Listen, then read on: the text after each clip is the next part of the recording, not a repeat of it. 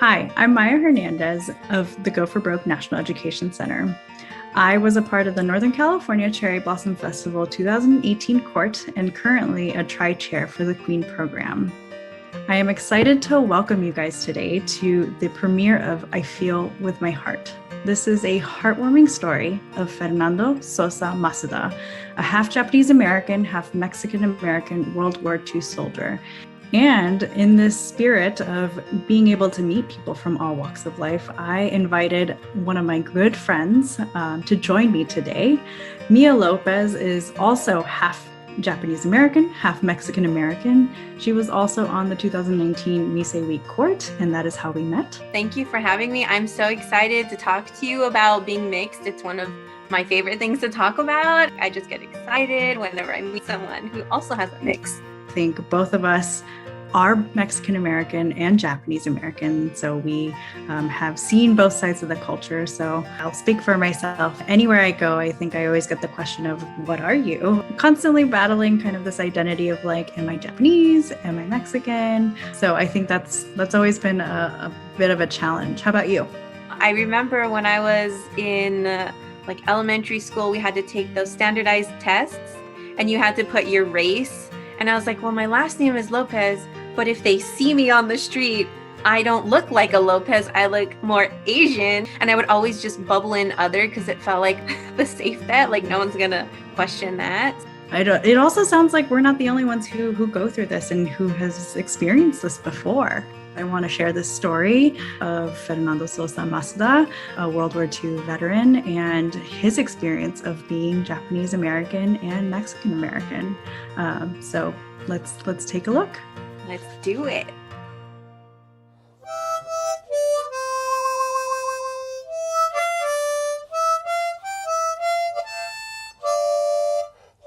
I like Fernando from the moment I met him. He has a kind face and a sharp sense of humor. I would always ask him, "Fernando, how are you feeling?" To which he would always jokingly reply, "I feel with my hands, mi amigo." Fernando is a sensitive man who tells his story with a tear in his eyes. The way they treated me, it was a little rough. His father, Fernando Masuda, was a Japanese immigrant who somehow worked his way to Texas before the 1920s. His mother, Guadalupe Sosa, was Mexican and also in Texas.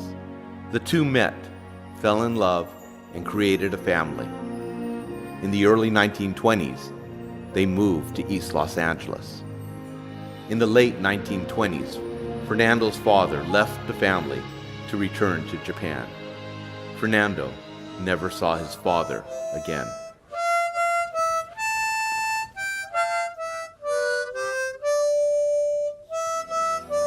In the 1930s, Lupe Sosa, as a single mother, raised her 7 children.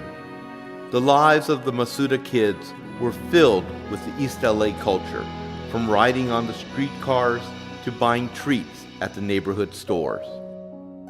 However, the children were teased at school as their Spanish-speaking peers changed Masuda to basura, the word for trash. Understandably, the children began going by Sosa. December 8, 1941, as the nation rose in fury and shock against the Japanese attack on Pearl Harbor, Roosevelt asked Congress to declare war on Japan. The Sosas, as all Americans, were affected by World War II. Fernando's 2 older brothers, Frankie and Al, enlisted in the Army and Navy. The Sosa children were some of the few ethnically Japanese individuals in the Los Angeles area who were not sent to an American concentration camp.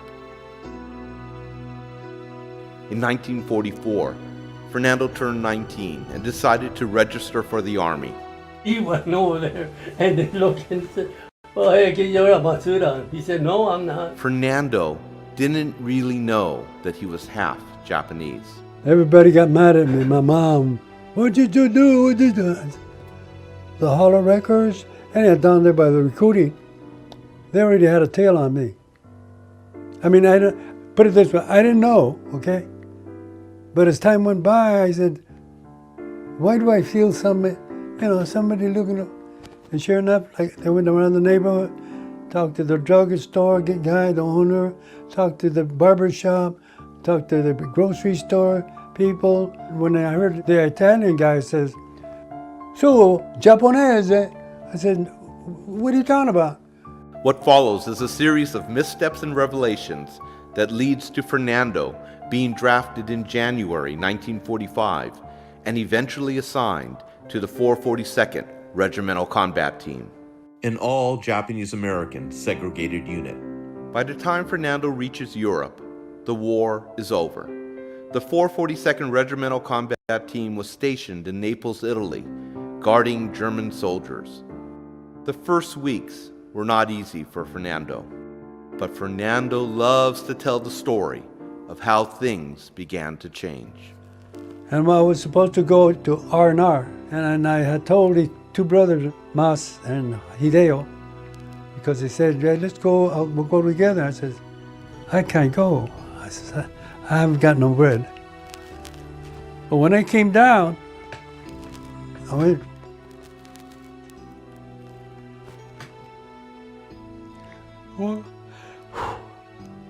I walked up to my bunk.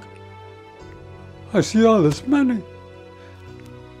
You guys are shooting crap, dice. I said, "Hey," I said, "somebody left the money on my bunk." "Hey, did you leave money?" The way they say, "Hey, wait, you leave something there?" And the guy said, No, I don't know." I kept asking. I said, "Now, come on, whose money is this?" He says, "Nobody, it don't belong to me, it don't belong to me." It was at that moment Fernando felt accepted. Fernando and his two new buddies went to Switzerland and had the time of their lives. Fernando tells this story to everyone he meets. I once asked him whether he kept in touch with the brothers. His answer was no.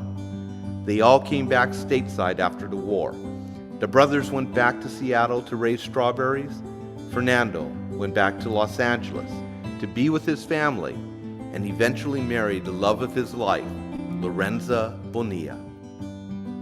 This story means so much to Fernando, so I decided it was time to see if we could reunite these young boys of World War II. Unfortunately, Mas and Hideo, they passed about 10 years ago. But they have children. And so I found out the name of one of their sons, and his name is Mike Trashta. And so I called Mike, and he lives up in Seattle by Bainbridge Island. And I told him the story, and he said he wants to meet you. Oh. So we're gonna go to Seattle. Oh. You wanna go? Sure. Wow. We met at the airport on a Sunday morning at 5 a.m. Fernando, a 94-year-old man, was as spry and eager as I had ever seen him. I asked him, "How are you feeling?" He answered, "I feel with my hands." To which I responded, "No, Fernando, today we feel with our hearts." He looked at me and simply smiled. As we boarded the airplane, I informed the flight attendant who Fernando was, a World War II member of the famed 442nd Regimental Combat Team, going to Seattle to visit the son of a fellow veteran. I could only hope she would appreciate the significance of this journey. As we were taxiing down the runway, she made the announcement that a true American hero was on board, a member of the 442nd. Thank you so much for your service, Fernando. Can we please give him a warm round of applause? Thank you. Immediately, another female attendant came to shake Fernando's hand. Without missing a beat, Fernando said, "Get out of my way, Mitch. The beautiful women are coming." We got our rental car and drove to the ferry, which would take us to Bainbridge Island. Planes, cars, and boats would all be involved in bridging the generations across the decades. The ferry ride to Bainbridge Island was uneventful. other than the look of joy and anticipation which never left Fernando's face. As we drove off the ferry, we phoned Mike to say we were on our way. We had arranged to meet him at the Bainbridge Visitor Center. As we turned into the center, we saw a lone figure standing in the parking lot. I stopped the car, and Fernando quickly disembarks. I knew Fernando would be emotional, but I did not expect what I saw when I reached him. Both Mike and Fernando were sobbing as they embraced one another. One man so happy to touch a descendant of his past, the other man eager to learn of a past of which he had never heard. We spent some time getting to know one another. Then Mike took us to the infamous bridge where the historic World War II photo had been taken. We spent an hour walking, talking, sharing memories. We graciously thanked Mike for spending time with us. He immediately replied, "You're not leaving yet, are you? I want you to come to my house and see all of my dad's scrapbooks." This moment was as important to him as it was to Fernando. We went to Mike's house. Mike had placed all of his father's wartime scrapbooks and photos on the dining room table. We spent the next 3 hours poring over the photos. Fernando started rifling through the scrapbooks. The photos were mostly of the brothers and other soldiers. Then suddenly, Oh, and that's me here. Look at that hair. How about them apples? Yeah. in that moment, I realized that Fernando had wondered if his precious memories of Hideo had been as meaningful to Hideo. We found photos of a young, handsome Fernando, Fernando's dog, Lady, and photos that they had sent each other after the war. That's you, but who is she? Uh-oh. Fernando uttered, almost to himself, he kept those photos. What in the world are you doing in this picture? We were just messing around. There's a turban, a dress, and what other, I don't remember where we got this. And then I'll be done. This kind of thing. It's supposed to be a joke when you send it home. Hey, look at it. Mike, now in his early 60s, looked at the photos in amazement Who's that? as he listened to the antics of his 20-year-old father. I have seen those photos countless times. I never knew it was my dad. He never shared those stories with me. I can't really explain to you how happy when I found about myself, who I was, and then these guys around me came around. I wouldn't change that life for anything.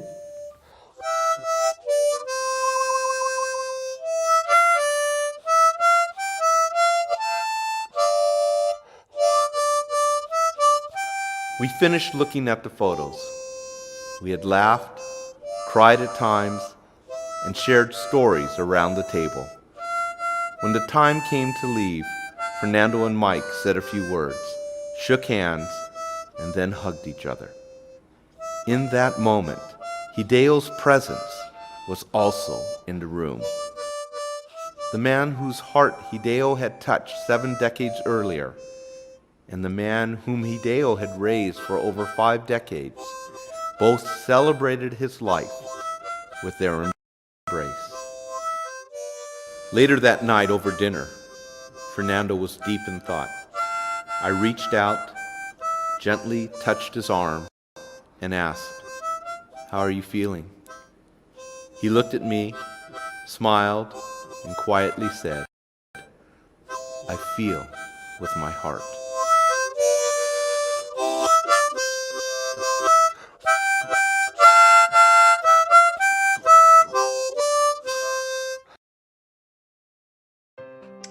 Wow, what an incredible story.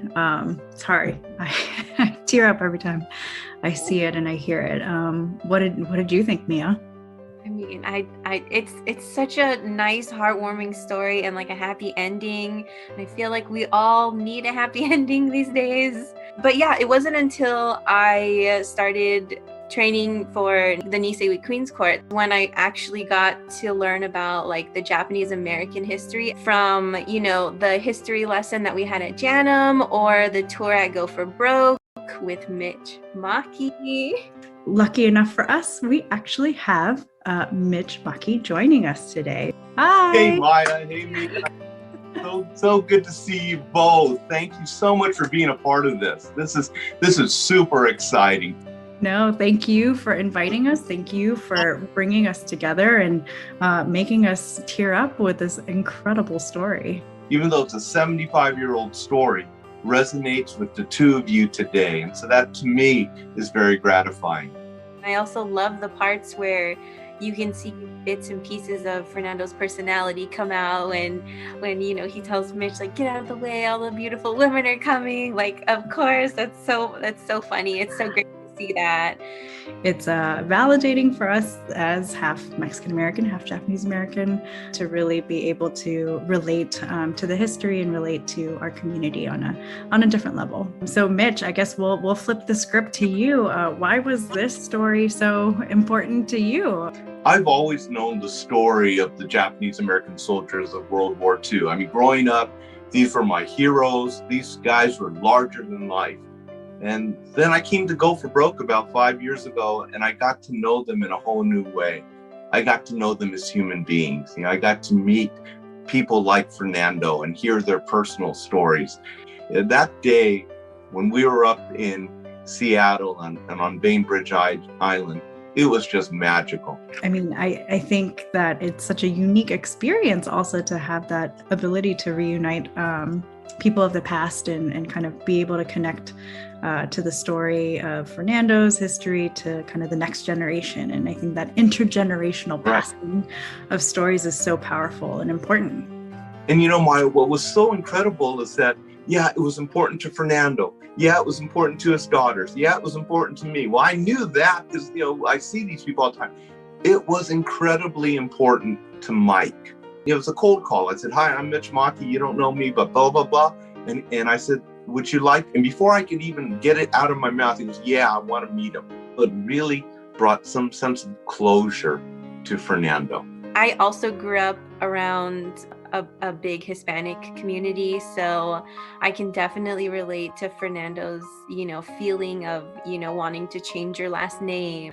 I remember in the 3rd grade, I actually did change my name unofficially for a little bit.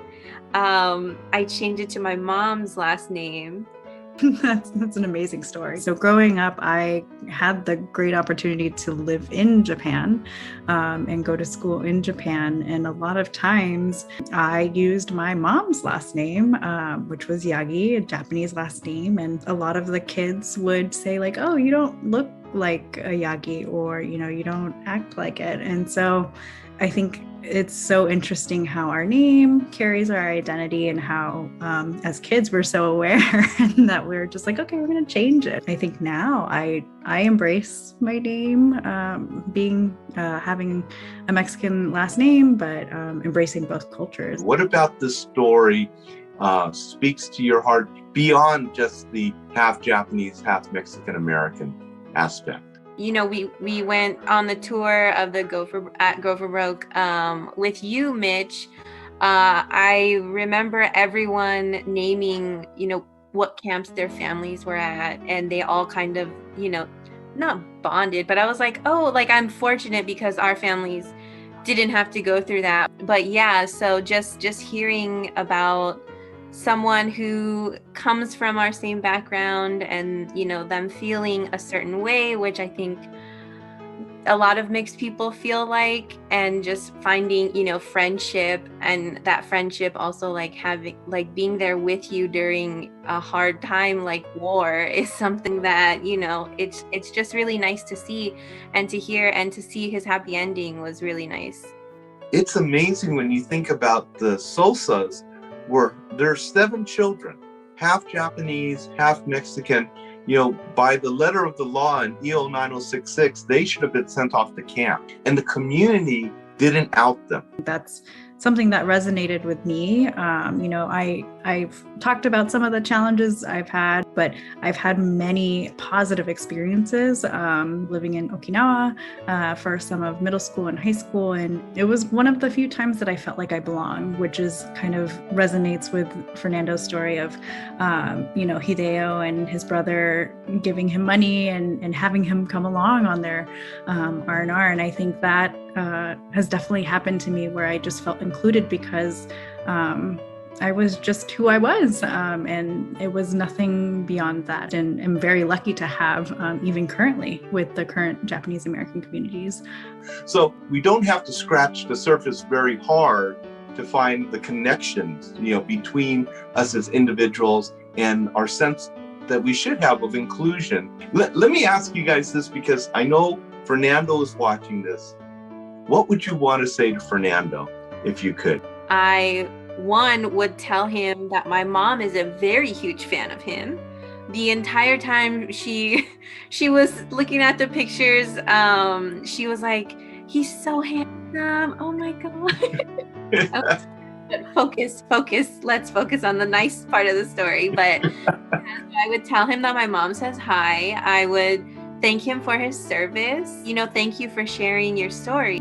Deeply grateful for Fernando sharing that story and allowing us to tell it, and kind of validating and paving kind of our identities of being Japanese American, but also being Mexican American, and allowing me to feel still like a true sense of belonging. As I listen to your stories, both of you, Maya and Mia, as I think about Fernando's story and I think about what the veterans did during World War II, I think the reason why it becomes so important is all of your stories, to me, reflect America's promise. And that's the promise that in our nation, no one is to be judged by the color of their skin, the nation of their origin, or the God whom they choose to worship. Well, I'm so excited that you both liked I Feel With My Heart. It's the first in a series called Sharing Stories Around the Table, and we'll be releasing more videos throughout the year, and I hope people will tune in and check out those videos also.